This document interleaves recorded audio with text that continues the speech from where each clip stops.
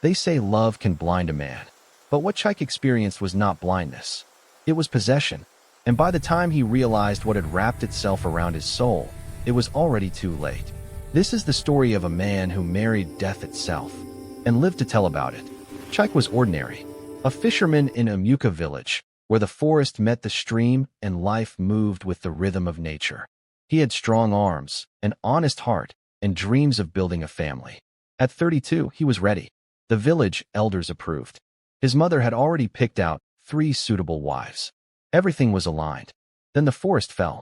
The government came with their machines. Progress, they called it. Development. They needed space for the new market.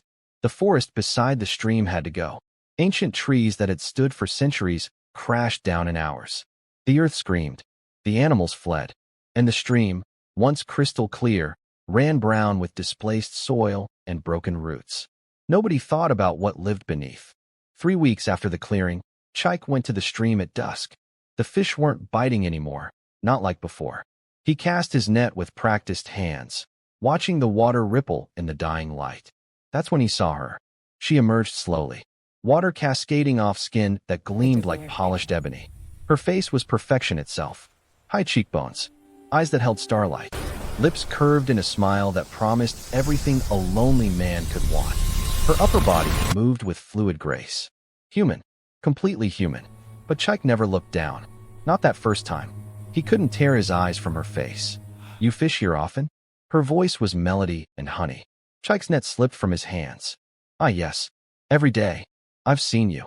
She moved closer to the bank. Strong, hardworking, alone.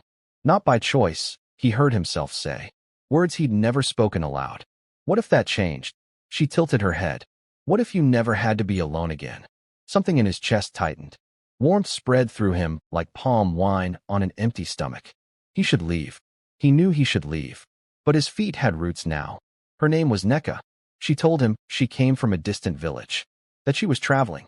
That she had nowhere to go. The lies flowed like water, smooth and cool, and Chike drank them down. They talked until moonrise. About everything. About nothing. He felt understood in a way he'd never experienced. Meet me here tomorrow, she said as he finally turned to leave. I will. It wasn't a promise. It was a vow. He returned the next day, and the next, and the next. Each time, Neka remained at the water's edge. Each time, Chike stood on the bank. Each time, the space between them crackled with something that felt like love but tasted like obsession. His mother noticed first. You're different, NWAM. Your eyes are far away. I'm fine, Mama. You're not eating. You're not sleeping. What's happening to my son? I said I'm fine. The sharpness in his voice shocked them both. He'd never spoken to her that way. The hurt in her eyes cut him, but not deeply enough to matter. He needed to get back to the stream. To Neka. On the 14th night, she asked him, Do you love me? Yes. No hesitation. The word came from somewhere beyond his control. Would you marry me? His heart hammered. Yes. Then help me out of this water. I want to feel your arms around me. Finally, he would touch her, hold her, make real what had been floating in the space between them. Chike stepped into the stream. The water was cold. Wrong cold. The kind that soaks into bones and stays there. He reached for her hands. They were warm. So warm. She gripped him tight and pulled herself forward. That's when he saw. Below her waist, where hips and legs should be, scales caught the moonlight. Not fish scales. Snake scales. Python scales. A massive serpent tail that coiled and uncoiled in the dark water. The pattern was beautiful and terrible. Hypnotic. Deadly. Chike's breath stopped. Don't be afraid. Her voice wrapped around him. This is who I am. Do you still love me? He should run. Every instinct screamed at him to run. But those eyes held him. That voice anchored him. And something else, something ancient and powerful, had already sunk its hooks into his soul. I love you, he whispered. She smiled. Victory flashed across her face, there and gone in an instant. Then carry me home. Introduce me to your family. Make me your wife. He lifted her from the water. She was heavier than she looked. Much heavier. Her tail wrapped around his waist for balance, scales scraping against his skin through his clothes. The touch should have repulsed him. Instead, it made him feel chosen. Special. Bound. The walk back to the village was a blur. She whispered things in his ear. Sweet things. Poisonous things. things that rewrote his reality with every word. By the time they reached his compound, Chike believed he was carrying his destiny, not his destruction. His mother's scream woke the entire village. Abomination! What have you brought into my home? Neighbors poured from their huts. Voices rose in panic and confusion. They saw what Chike couldn't anymore. The wrongness, the danger, the evil that smiled with perfect teeth and eyes like deep water. Get it out, his mother shouted. That thing is not human. Her name is Neka. Chike's voice was cold, flat, and she's going to be my wife. Your wife? His uncle E stepped forward. Chike, look at her. Really look at her. I am looking. I see the woman I love. You see a demon. That tail, those scales. This is not natural. This is not of God. It's different, yes. But love is love. The crowd erupted. Everyone talking at once. Demanding, pleading, threatening. The chief was summoned. The village priest came running. They formed a circle around Chike and Neka, who remained silent through it all, her smile never wavering. Where did you find her? The priest demanded. At the stream. After the forest clearing? Yes. The priest's face went pale. Do you not see? The spirits who lived in that forest are angry. They've sent this creature to punish us. Neka finally spoke. Her voice cut through the chaos like a knife through soft fruit. Punish you? Is that what you think? You destroyed my home, ripped apart the trees that sheltered my waters, drove away the animals that kept the balance, turned my sacred stream into muddy nothing. And you speak of punishment. Silence fell like a stone. I came for what was taken from me. Peace, home, respect. Your forests gave those things. Now Chike will. She turned to him, her hand caressing his face. Won't you, my love? Yes. He would give her anything. Then send them away. We don't need their approval. Leave us. Chike's voice was ice. All of you. This is my choice. His mother wept. The wedding happened anyway. Against every warning. Against every plea. Against the very fabric of natural law. The village elders refused to bless it. The priest refused to perform it. So Chike took Neka to a neighboring village where nobody knew them, where nobody asked questions, where money bought silence and a ceremony. They returned as husband and wife. The compound his father built became a prison that first week. Neka moved through the rooms like smoke, her tail dragging against the floor with sounds that haunted dreams. She never explained how she managed on land, how she moved without legs. It simply was. And questioning it meant questioning everything. And Chike had stopped questioning. His mother refused to enter the house. She stood at the gate daily, calling to her son. Chike, Chike, please, come back to us. That thing is destroying you. He never answered. Neka didn't like it when he answered. They don't understand us, she would whisper, coiled beside him at night. Her scales were cold against his skin. He'd stopped noticing. Or maybe he'd stopped caring. They're jealous of what we have. Yes. It was easier to agree. They want to separate us. Yes. You won't let them, will you? Never. She smiled. Her teeth seemed sharper in the darkness. Good man. My good, loyal man. The changes started small. Chike stopped going to the stream. His nets rotted and used. When neighbors asked why, he couldn't explain. When they offered help, he turned them away. His world had shrunk to the walls of his compound, and that felt right. Natural. Everything he needed was here. Neka was here. His cousin Obi tried to intervene in the second week. He forced his way past the gate, determination etched on his face. Chike, brother, we need to talk. Chike met him at the door. Leave. Not until you hear me. This woman, this thing you married, she's killing you. Look at yourself. Chike glanced at his reflection in the window glass. Hollow cheeks, dark circles, skin that had lost its warmth. He looked away quickly. I'm fine. You're not fine. You're disappearing. Every day, there's less of you. She's feeding on something inside you. Can't you feel it? You're wrong. Am I? Then come outside. Come fish with me like we used to. Come to the market. Come anywhere that isn't this cursed house. I don't want to. You don't want to? Or she won't let you? Movement behind Chike. Neka appeared in the doorway, her presence filling the space like flood water. Is there a problem, my love? Obi's face twisted with disgust. You're the problem. Careful, her voice dropped low. Words have power. You don't know what you're speaking to. I know exactly what you are. Demon. Spirit. Whatever you call yourself, you need to leave my cousin alone. She laughed. It echoed wrong. Too many voices layered into one sound. Your cousin? He's my husband now. He belongs to me. People don't belong to people, don't they? She moved closer to Chike, her hand possessive on his shoulder. Tell him who you belong to. Her. The word came automatically. I belong to her. Obi's eyes widened with horror. What has she done to you? Loved him, Neka purred. Completely. Totally. Forever. Something you and your pathetic village could never do. Now leave. Before I forget to be merciful. Merciful? You don't know the meaning of the word. Her eyes flashed. For just a moment, they weren't human eyes at all. They were reptilian. Cold-blooded. Ancient. I know many words. I know curses that would turn your bones to water. I know prayers that would call darkness to your doorstep. I know ways to make you suffer that your limited human imagination couldn't begin to grasp. Would you like a demonstration? Obi stepped back, fear finally overtaking courage. This isn't over. Oh, but it is. Neka's smile was all teeth now. Tell the village. Tell them all. Chike is mine. Anyone who tries to change that will learn what it means to anger the spirits. The forest remembers. The water remembers. And I never forget. Obi fled. Chike watched him go with empty eyes. Some part of him, buried deep, screamed to follow. To run. To break free. But that part was drowning, pulled under by tides he no longer fought. You did well. Neka whispered against his ear. You always do so well for me. The isolation deepened after that. Word spread. Stay away from Chike's compound. The man was lost. The creature had him completely. People crossed the street to avoid passing his gate. Mothers pulled their children close when his house came into view. His name became a warning. A cautionary tale told to teach the dangers of lust and pride. Only his mother kept coming. Every morning. Every evening. Standing at the gate with tears streaming down her face. My son. My beautiful son. Please. Please come back to me. Neka hated those visits. She's so loud. She would complain. Make her stop. She's my mother. I'm your wife. Doesn't that matter more? Yes. Always yes. Then tell her to leave. Tell her she's not welcome.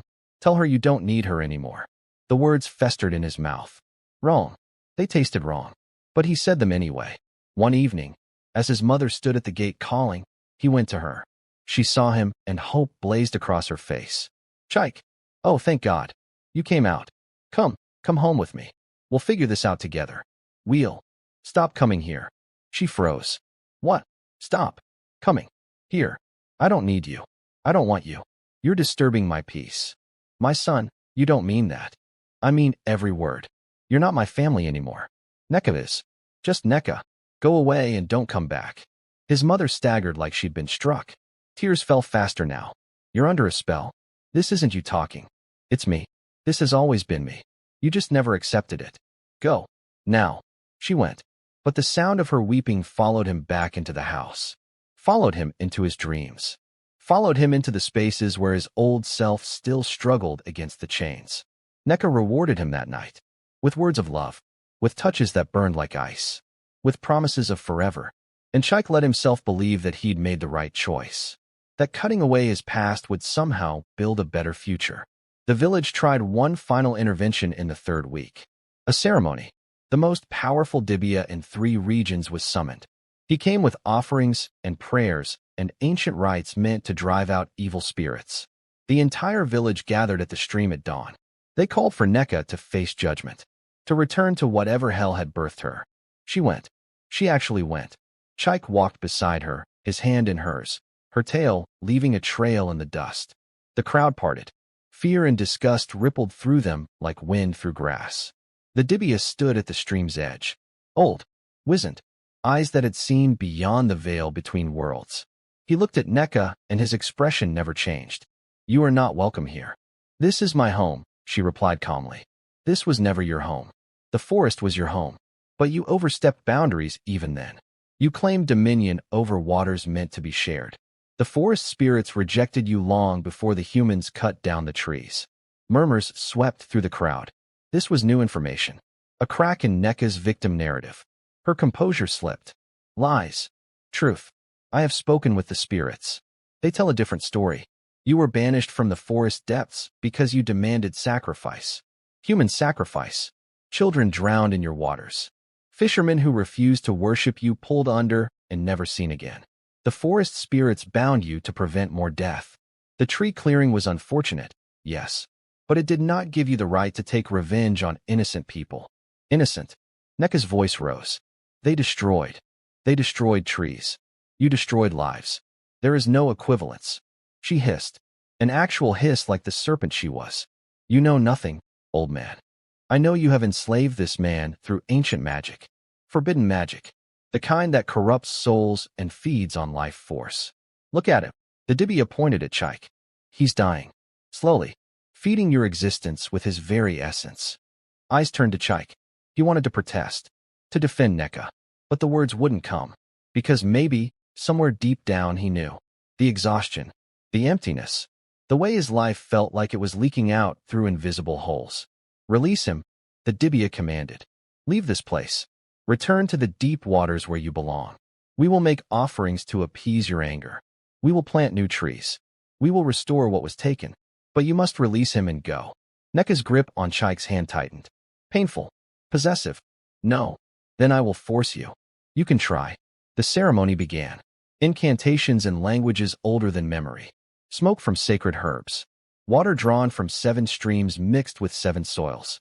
The Dibia chanted louder. His assistants joined in. The sound built like thunder. Power crackled in the air, visible almost, like heat waves rising from hot ground. Neka's face contorted. Pain flashed across her features, but she held firm.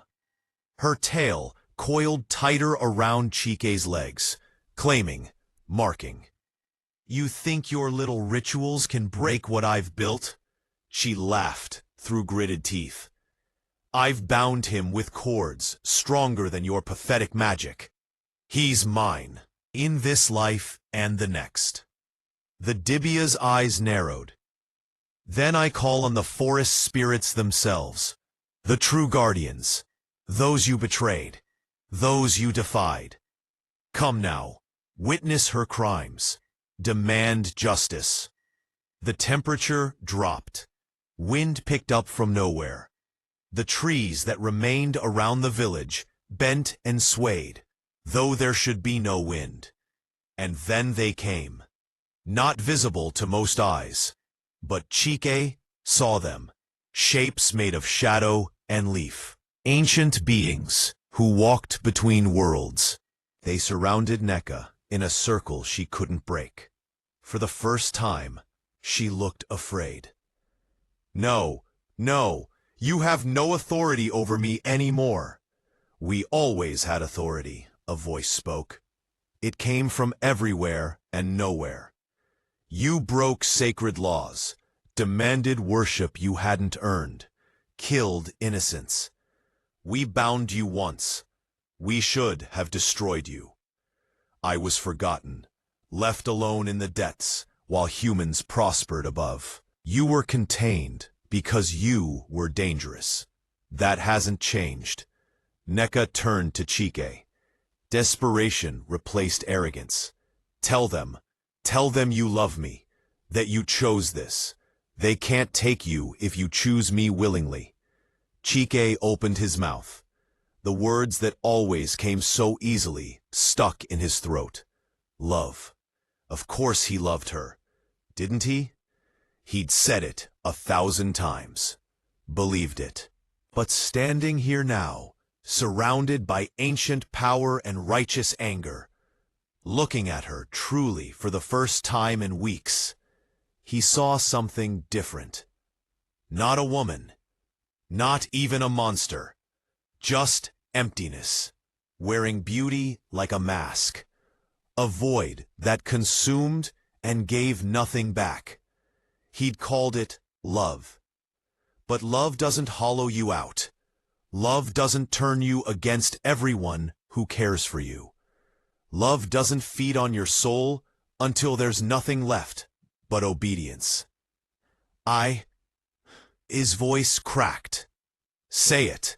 Neka's voice turned shrill. Say you love me. Say you choose me. I don't think I do. Silence. Complete. Total. Even the wind held its breath. Neka's face transformed. Beauty melted away like wax near flame. What remained was rage in its purest form. "What did you say?" "I don't love you." Saying it once made the second time easier. "I don't think I ever did. Whatever I felt, it wasn't mine. It was something you put there. Something false." "False?" She laughed, bitter, broken. "You begged for me, chose me over your family, married me despite everything. And now you claim it was false?" "Yes." "You ungrateful, pathetic, worthless." Her words dissolved into hissing, pure snake sounds. Her human facade cracked further. Scales spread up her torso. Her fingers elongated into something between human and claw. This was her true form. This was what had been hiding behind the illusion all along. The forest spirits moved closer. Their presence pressed down like weight. "It's over. Release him. Leave this place. We will not ask again." "No." Neka lunged at Chike, not to embrace, to attack. Her claws reached for his throat. Her jaws opened impossibly wide. This was how she truly fed. Not on love or devotion, on life itself, on death. But she never reached him. The Dibia threw something. Powder that glowed in the morning light. It hit Neka mid-leap, and she screamed. Actually screamed. The sound shattered glass in nearby houses. Birds fell from the sky. The ground trembled. She collapsed, writhing, twisting. The binding powder burned her like acid. "You dare. You dare, I'll curse you. I'll curse this whole village. Your children will suffer. Your crops will fail. The stream will run dry. Your curses have no power here." The forest spirit's voice remained calm. "We strip them from you. We strip everything. You return to the deep places with nothing. Not even memory of this failure. No, please, I just wanted to be loved, to belong somewhere. You wanted to own, to control, to consume. That's not love. That was never love." Light erupted from the circle of spirits, blinding, pure. When it faded, Neka was gone. No trace remained, except a pattern of scales in the dust. They melted like ice in the sun and disappeared. Chike collapsed. His mother rushed forward, finally able to enter the space that had been forbidden to her. She caught him before he hit the ground. "My son. My baby. Oh, thank God. Thank God." He wept in her arms. 3 weeks of tears he hadn't been allowed to cry. 3 weeks of pain he hadn't been allowed to feel. It all came out now. "Mama, Mama, what did I do? What did I become?" "Hush now. You're back. That's all that matters. You're back with us." The village gathered around them. No judgment in their eyes. Only relief. Only love. Obi knelt beside them. "Brother, we thought we'd lost you forever." "You almost did." Chike looked at the stream. The water ran clear again. Somehow clearer than it had been even before the forest clearing. "She showed me what I wanted to see, told me what I wanted to hear. And I was so lonely, so desperate to be chosen, that I let her rewrite everything I knew was true." The Dibia approached, placed a weathered hand on Chike's head. "You're not the first. You won't be the last. Powerful spirits know how to exploit the gaps in human hearts, the spaces where we ache, the wounds we hide. That doesn't make you weak. It makes you human." Will she come back? No. The forest spirits have reclaimed her completely. She's been returned to the deepest waters, far from any human contact. and they'd sealed her there with bindings that will hold for 1,000 years. By the time she's released, if she ever is, this village will be dust, and everyone here will be long dead. Small comfort, but comfort nonetheless. Chike let his mother help him stand. His legs barely worked. His body felt like an empty skin. Neka had been feeding on him, literally draining his life force to sustain her existence on land. A few more weeks, and there would have been nothing left. Just a walking corpse serving a demon wife. The recovery took months. His body healed faster than his mind. He couldn't sleep alone for weeks. Couldn't look at the stream without nausea rising in his throat. Couldn't trust his own feelings because she'd proven how easily they could be manipulated. His mother never left his side. Obi visited daily. The village rallied around him in ways that made him weep with gratitude and shame. "Don't be ashamed," Obi told him one evening. "You survived something that should have killed you. That takes incredible strength." I didn't feel strong. I felt weak. I still feel weak. You had the strength to say no at the end, when it mattered most, when she demanded you choose her over truth.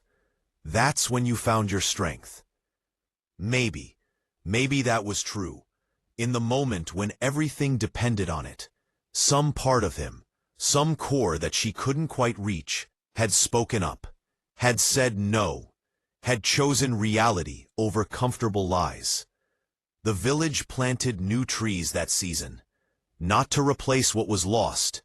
That was impossible, but to honor it, to show respect, to acknowledge that they'd taken without asking, and that actions had consequences. The forest spirits accepted the gesture. The stream's fish returned. Life found its rhythm again. Chike never married, not in the traditional sense. The thought of binding himself to another person, of trusting someone with that level of access to his heart, was too much. But he lived. He fished. He laughed with his cousins, and cared for his mother. He became the person who warned young men about the dangers of falling too fast, about the importance of listening when everyone who loves you says something's wrong, about the difference between loneliness and love. Years later, standing at the stream where it all began, he could look at his reflection without flinching. The man staring back had scars. But scars meant survival, meant battles fought and won, meant lessons learned at terrible cost, but learned nonetheless.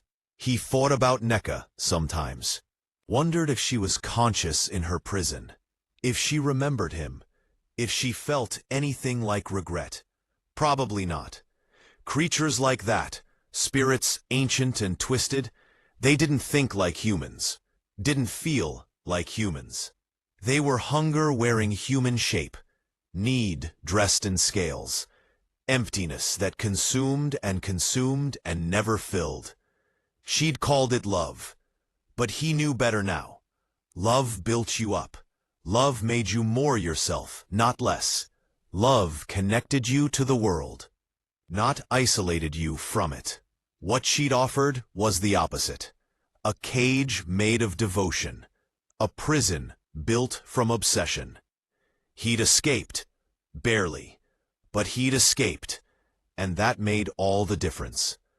So if you're watching this, and you feel like someone's changing you, isolating you, making you turn your back on everyone who loves you, listen, really listen, to the people who've known you longest, to the voice inside that knows something's wrong, to the feeling that you're losing yourself piece by piece. Because some cages are built with kisses, some prisons have beautiful guards, and some chains are made of words that sound like love but taste like poison. Know the difference. Please, know the difference before it's too late. Hit that subscribe button if this story moved you. Share it with someone who needs to hear it. And remember, that the strongest thing you can ever say, even when every part of you wants to say yes, is no.